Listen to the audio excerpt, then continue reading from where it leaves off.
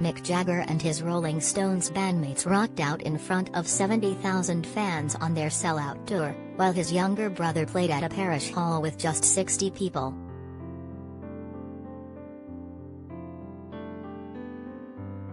Mick, 78, and co-packed out a Los Angeles stadium.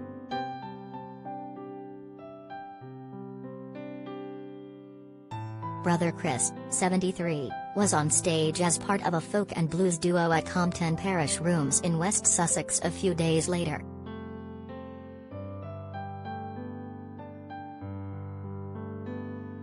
Chris, who has written lyrics for the Stones, is a dab hand on guitar, harmonica and washboard.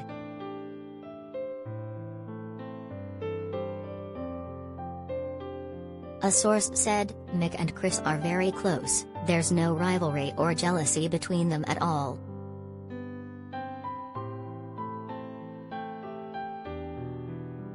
Both love their music."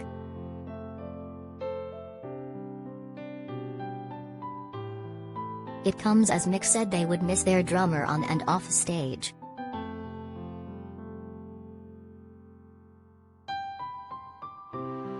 The concert, in St. Louis, Missouri, followed a private gig last week and was their first public performance since Charlie died in August aged 80.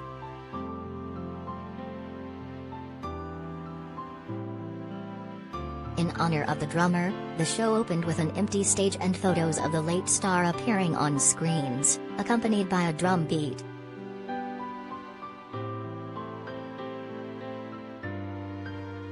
Backed by Ronnie Wood, 74, and Keith Richards, 77, Sir Mick, 78, said, "It was really quite emotional, seeing those pictures of Charlie up on the big screen.